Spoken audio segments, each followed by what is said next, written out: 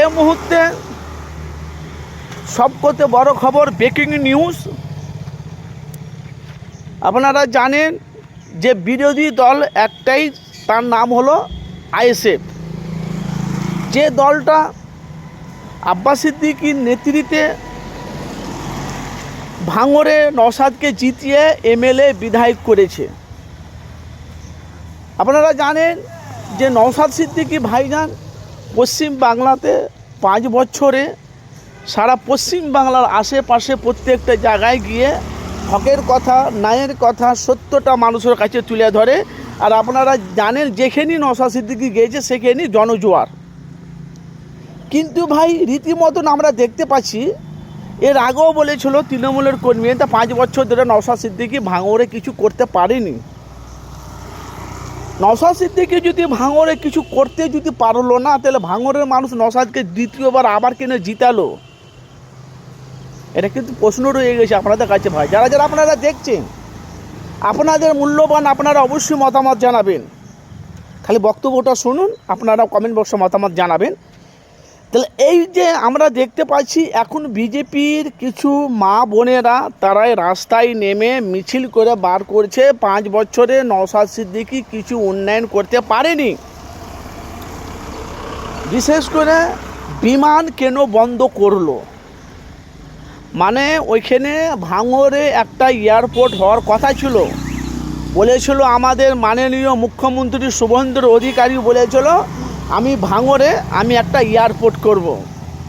সেখানে নওশাদ সিদ্দিকী ভাইজান দেখলো যে আমি ওখানে করে ভাঙড়ের এমএলএ বিধায়ক, যেহেতু ওইখানে অনেক মানুষ চাষি আছে, তারা চাষবাস করে, অনেক গরিব মানুষ আছে, তাদের ঘর দোরগুলো ভাঙা পড়বে, অনেক মানুষের ক্ষয়ক্ষতি হয়ে যাবে।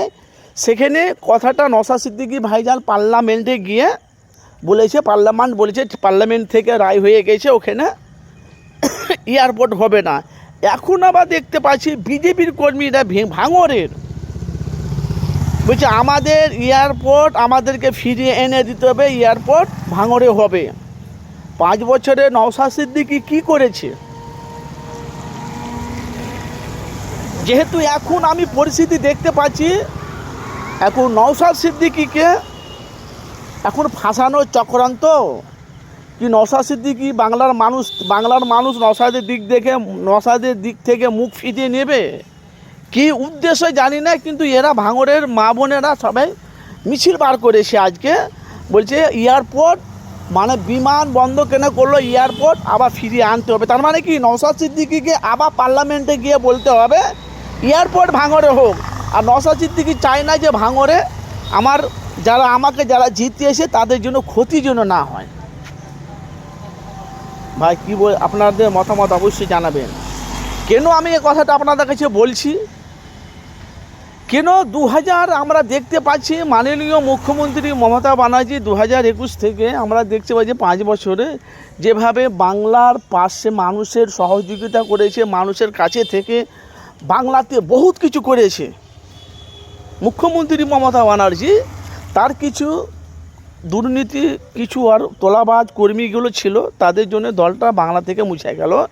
কিন্তু এখন বিজেপির বিরুদ্ধে একটাই দল হলো, সেটা হলো বামফ্রন্ট আর আইএসএফ। তাইলে এবারকার এখন রাস্তাতে একটাই মিছিল হচ্ছে, কিন্তু বিমান কেন বন্ধ করলো? 5 বছরে তো নওশাদ সিদ্দিকী ভাঙড়ে কিছু উন্নয়ন করতে পারেনি, বিমান কেন বন্ধ হলো? আমাদের বিমান ফিরিয়ে মানে এয়ারপোর্ট যেন আমাদের ভাঙড়ে হয়। আপনাদের মতামত জানাবেন। যেহেতু নওশাদ সিদ্দিকী আপনারা জানেন হকের কথা বলে, ন্যায়ের কথা বলে, সবসময় মানুষের কাছে সত্যটা তুলে ধরে। তো আপনারা কি চাইছেন, ভাঙড়ে এয়ারপোর্ট হবে না হবে না? বিজেপির মা বোনেরা রাস্তায় নেমে তারা বলছে আমাদের ভাঙড়ে এয়ারপোর্ট করতে হবে, আর নওশাদ সিদ্দিকী চাইছে না মানুষের কারো ক্ষতি যেন না হয়। আপনাদের মূল্যবান অবশ্যই আপনারা মতামত জানাবেন, আপনারা কোনটাই চাইছেন কমেন্ট বক্সে মতামত জানাবেন।